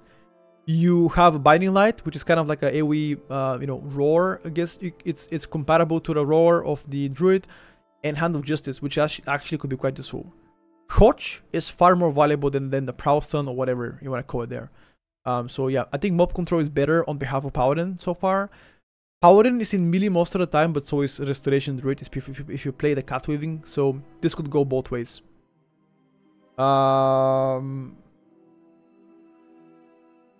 H Paladin is not too tanky. I don't know. Pillow. I actually have the opposite opinion. I do believe Holy Paladin is quite tanky though. Like, you have one of the shortest defensive cooldowns, and you have also Bubble, right? What else do you have? That you have like natural DR for yourself, right? And also you're playing Plate, which Plate gives you more armor. So I mean, even though that's not really an argument, I agree with that. Like, having high armor doesn't really, you know, standardize for like more durability. It could help you against physical damage only. The 3% perma DR, I mean, that's not really big DR though. You know, Curse the Spell is gonna be huge season 1. Yeah, but like a lot of other classes can Curse the Spell. Shaman can Curse the Spell, Druid can Curse the Spell, Mage can Curse the Spell, Evoker can also do it with the 1 minute cooldown stuff, you know. Aura Mastery is useful for defensive as well. I consider Aura Mastery more like party-wide defensive cooldown. I wouldn't consider that as a, you know, as a self-defensive cooldown, you know. So Def Aura 3% DR, yeah, like, I mean, it's better than Zephyr, because Zephyr only works for like area effects. Lenny, good morning. Bleed Dispel Paladin has? No, unless you bop. The only Bleed Dispel as a hitter is the Evoker.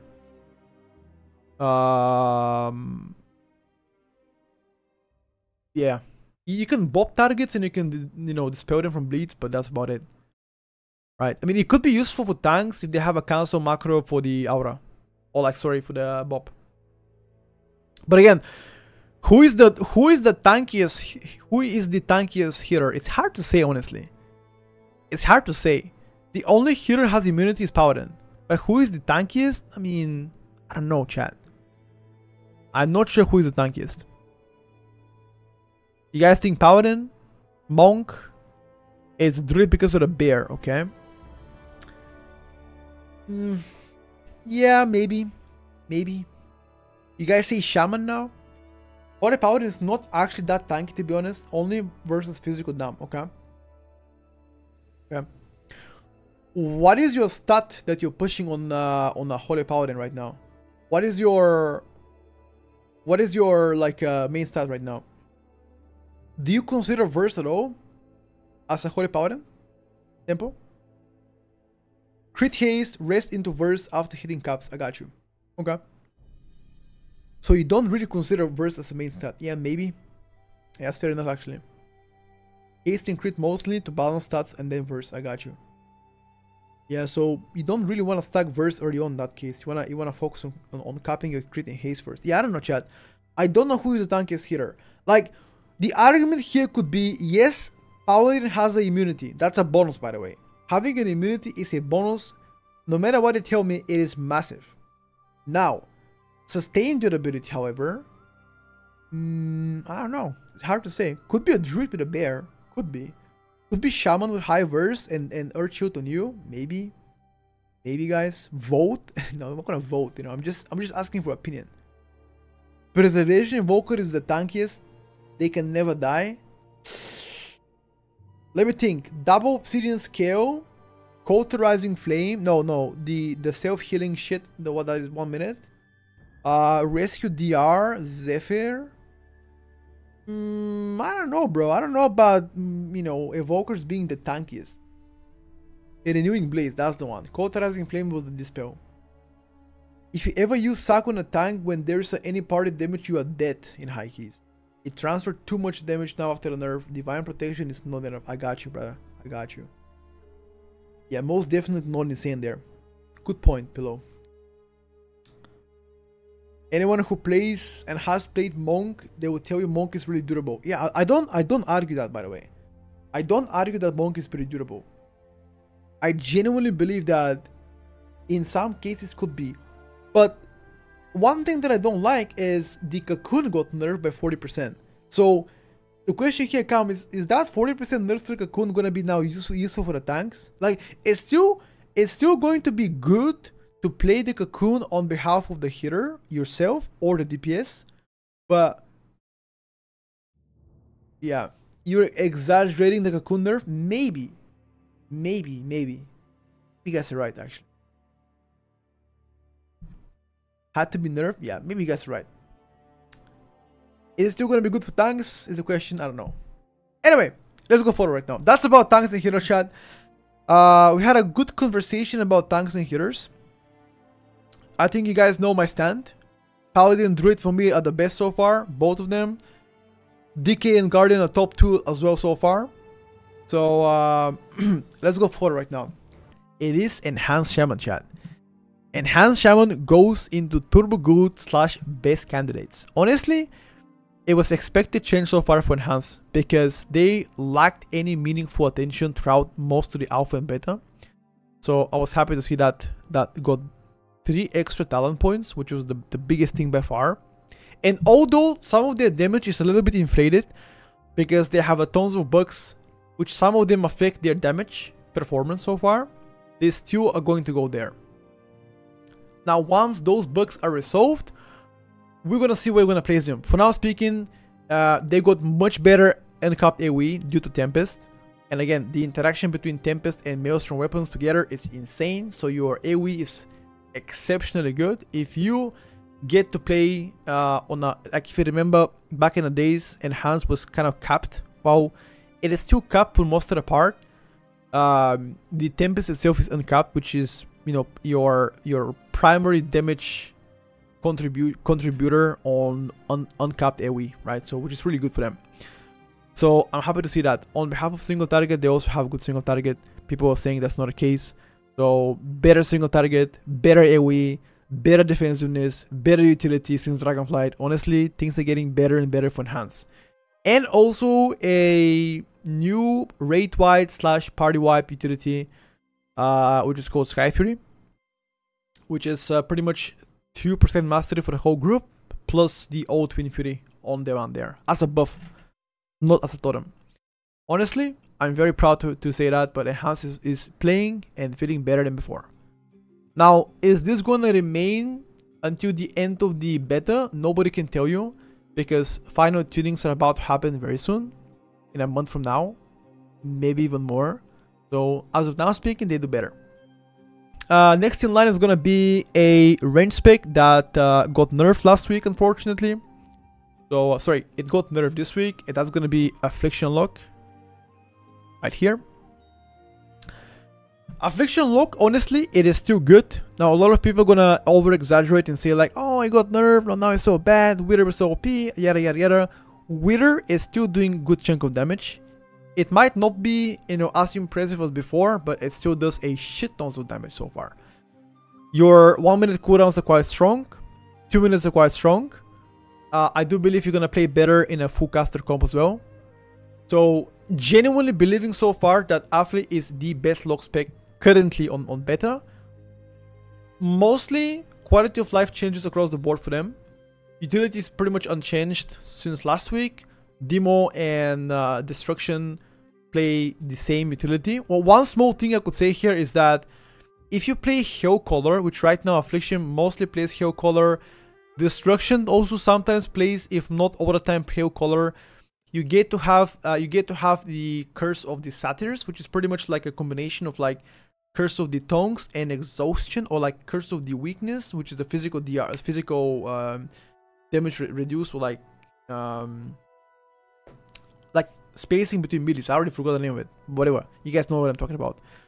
So the Curse of Satyrs pretty much combines that together, which is pretty meaningful, by the way. So I'm a big fan of that. That's an amazing quality of life change. Overall, Affli has everything to be taken serious and to be considered a turbo good. Also, in my opinion, one of the easiest specs to play so far. After this, well, not the easiest, but like it's quite easy, except for the pandemic window on Veil Tain. Sometimes I already spoke about that one. Veil Tain could be a problematic, especially in like AoE where you could drop your Agony stacks just because you cannot reapply Veil Tain because it's like 30-second cooldown instead of 20. So I'm really hoping that they might want to change Veil Tain to be like every 20 seconds, something like a Shadow Crush reapplying dots to the targets, to like Shadow Priest, you know. What, do you oil your beard? No. You listen on a dog shit? Thank you, brother. So yeah, I'm really happy to see that. Is Prot Pala really that bad? Nah, it's still fine. It's just the lowest performing tank so far, but it's not that bad. I like to exaggerate. Okay. WTF? Thank you for the prime. That's about Affli, chat. Anyway, go next. Fury Warrior. Now, Fury in my eyes is probably one of the better, if not the easier choice across here on this category. Specifically speaking about like, you know, playstyle itself. One of the easiest so far. What I like about Fury is the simplicity and short cooldownness of their damage profile. Insane burst damage with 2 buttons, by the way. You press 2 buttons and you pretty much do 10 million damage. Your short cooldown, which means you can pretty much pop shit on cooldown and still do great.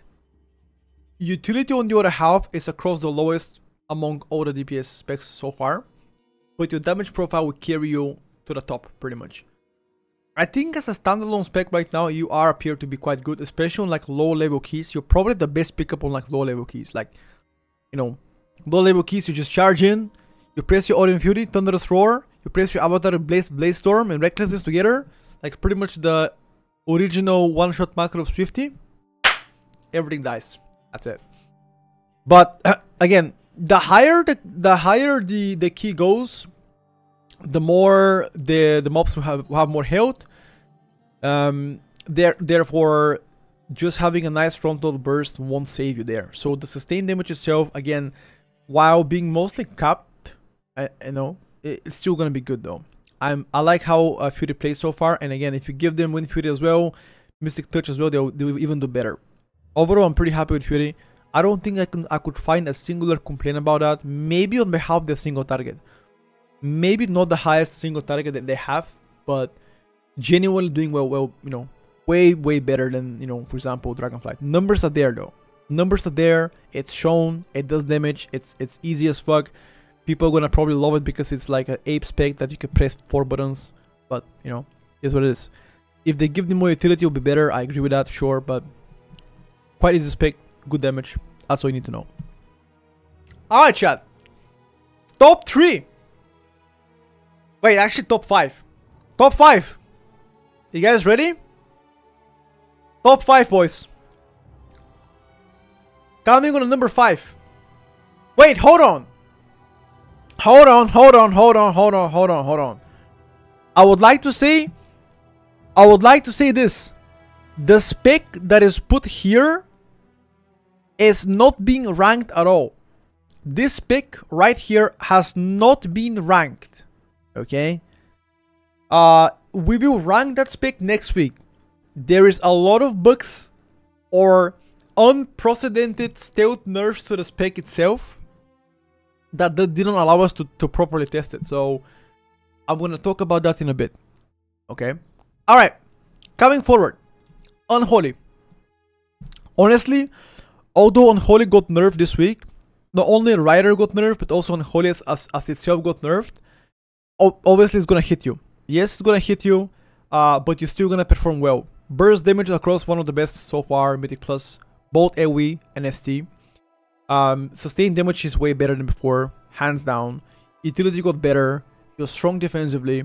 You have a good mob control, double grip, binding slit for example, stun if you want to have asphyxiation, CR2, you know, genuinely, oh, pet small destructive effect too, whatever, I don't care. Yeah, genuinely Unholy DK right now feels quite well, plays quite well, and it's gonna be played a lot more often compared to Dragonflight in my opinion. Probably one of the specs that you're gonna see for competitive play too, because it's unreasonably good. So yeah, it's really good so far. Biggest disadvantage of Unholy DK, it's hard to line the cities with 2 minutes. I got you. Yeah, I mean, I guess, look, that's not the issue, brother, Oli. Like, you don't care about that. Like, augmentation have to play around you, not vice versa. You don't give a fuck about it, you know. You're the Giga chat, dude. You go in and just play the game. They have to play around you. I'm talking about augmentation. Fuck yeah, dude. Percy, thank you for the tier 1. Yeah, they do play around, Priest. That's true, actually. They do. Yeah, I agree with that. On God, they do. Yeah. Alright, boys. You guys ready for the copium? You're already being flamed for the Fury placement on Discord? Wait, what did they say about it? They're not happy about that? Wait, why don't they like to be in Turbo Good? What? You wanna tell me that Warrior Discord is not happy about that? Dude, come on, bro. Like, what do they want? They're not happy because you put them too high? Dude, then I can never make people happy. If I put your spec high, then you complain that it's too high and you're gonna get nerfed. If I put your spec low, you tell me that I'm fucking idiot. I should, you know, go and KM and the last word, you already know it, you know? What would I do to make happy? Ah, damn, bro. I don't know, man. It's hard. Anyway. Alright, chat. Listen. The next pick holds a very special place in my heart. And what I'm gonna tell you today, I don't want you to like cope out of it. But I sincerely believe in my whole heart, throughout the years playing Shaman, on God, I swear on my mom here, Ellie is actually turbo good right now. Like, no cap. Better defensiveness, insane damn, insane good single target. Like, honestly, there isn't really anything that Ellie right now can do. Yes, I know there's a tons of bugs surrounding Elemental. A lot of bugs that makes the damage higher than it should be. Yes, we know that. Will that gonna get changed in the future? Likely. Is that gonna, you know, diminish our performance? Probably. As of now, speaking in this present moment, it's currently here. That's it. Better defensiveness, better utility, raid buff, party buff, ST's insane, good 2 targets, good 3 targets, good spread cleave, good funnel, good AoE. Bro, what else do you want? Bro, what else do you want from Ellie? Tell me, what else do you want? Purge, curse the spell, knock up, stun, poison the spell, fucking bloodlust. You have better defensiveness, guys. You have better defense. What do you mean? You're not a mage? Sure. Yeah, I mean, who is mage, bro? Bloodlust? What is bloodlust, bro? It's fucking cope, bro. I think if you were to have the mage defensiveness, it's actually over. You do realize that, yeah? If Ellie was to have the mage defensiveness, it is over. It's over. You getting nerfed tomorrow. That's why they don't have it. Because if you have it, you have everything, you know? That's like being a model Omega Turbo stacked, the prettiest girl, and have Turbo double D, you know, honkers. Then, you know, you'll be Turbo stacked. You know? That's about it. That's pretty much having Ellie with like full on mage defensiveness.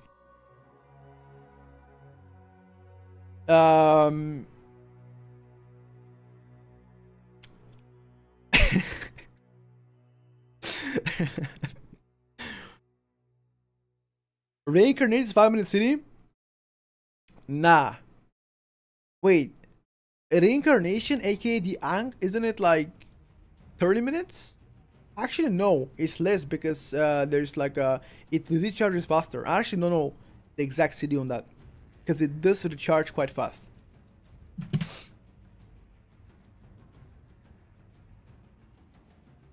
It's not 10 minutes though.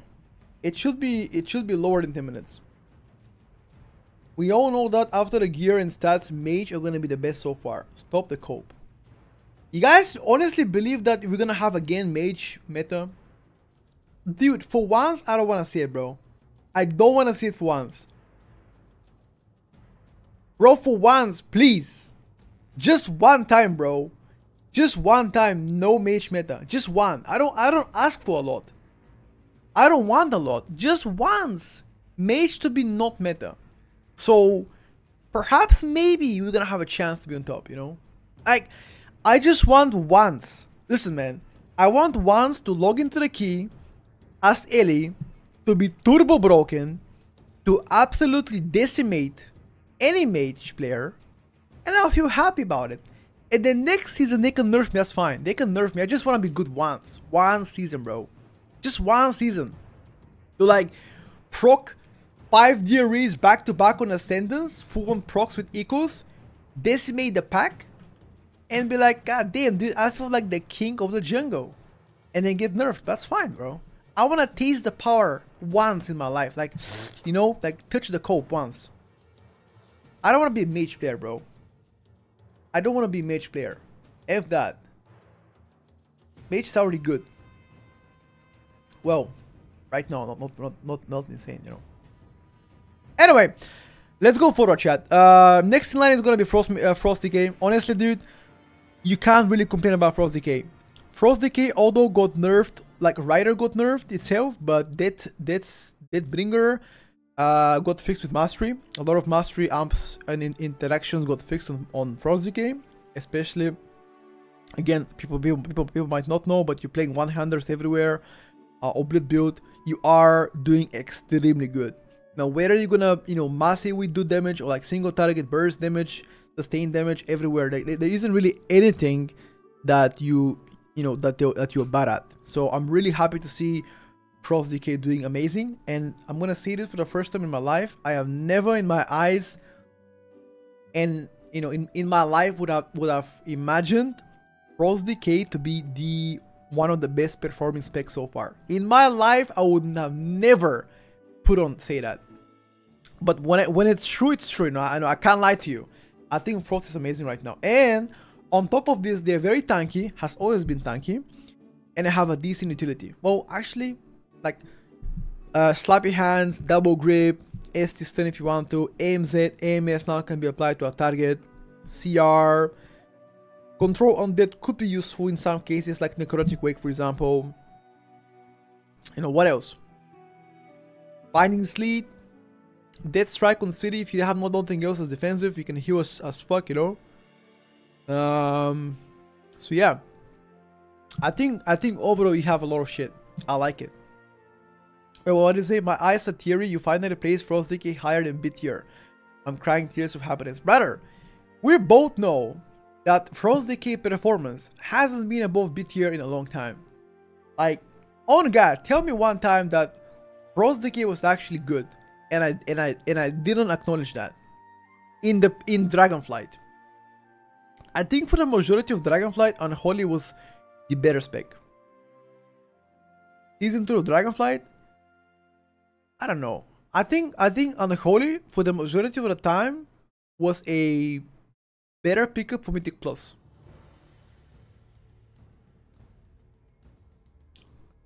Again, that is going back in time. Perhaps there might have been at times where Frost could be better in raiding. I don't doubt that. I'm just talking about Mythic Plus right now. Historically, ever since Mythic Plus exists, Unholy has mostly always been better. Maybe not every season, but like, you know, has seen more time in competitive play, MDI, great push, World First Race probably as well. So yeah, historically has been better. Maybe not all the time though. Legion Season 2, brother. When Legion Season 2 came out, I was actually still sucking on my mama's titty. I was an infant when this came out. That was literally 8 years ago. I couldn't wipe my own ass 8 years ago. So yeah.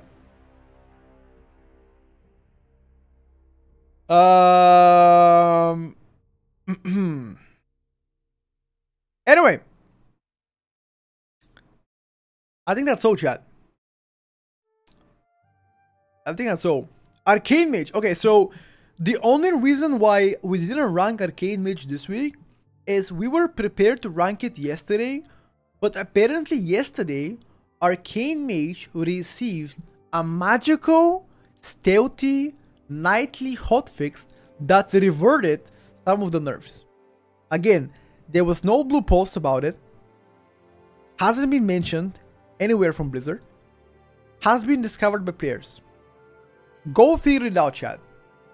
So I expect to have changes coming on this beta build on Wednesday for Arcane to determine where we would place them. But if I gotta be honest with you, I don't think Arcane is gonna go anywhere. It's either gonna be between impressive, turbo good, or yeah, in one of those two. I don't think it's gonna be insanely OP anymore, because this is the second time they nerfed them. It's gonna be either impressive or turbo good. Hence why we are not going to rank them as of now speaking. I spoke to Dutch, by the way, earlier today, and he confirmed about the Arcane, the Arcane Barrage. Yeah, exactly. Ray is right here, 100%. It has been confirmed. Dutch Magus, one of the theory crafters for Mage in Mage Discord. He's also the guide writer for IV. He's been there for a long time, so he's a known guy. He's also a TC as well. So yeah, I mean, hopefully we're gonna get more information coming next week. But again, there was no official patch notes on behalf of this. Like, zero. Blizzard did not mention anything so far for Mage. So I'm quite honestly surprised about that, because I expect a lot more. Can you make Blizzard to fix the rogues? Brother, I spoke about the rogues for like at least 10 minutes, Oxy. I gave them food to think about. So I most definitely support the rogues, and I hope you guys get some changes. I sincerely hope though, because like, you can ask my chat. I told my chat on Monday, guys, watch this. Rogues are gonna get now Omega changes this Wednesday, and you didn't get anything, like zero. The only thing that was changed was some kind of a bullshit utility, and that's it. So surely now this Wednesday or Tuesday there will be some changes on behalf of Rogue. Cause like, if I gotta think about it, Havoc, Pharaoh so far, 3 Rogue specs hasn't been, you know, fully targeted. Yeah, I think Havoc, Pharaoh, and the 3 Rogue specs were like the specs that was neglecting the most. I mean, again, Enhance was also part of you guys, but Enhance got changes this week, so yeah. Also, who designed the new class talent 2% Leech while Stealth? I don't know, brother. I mean,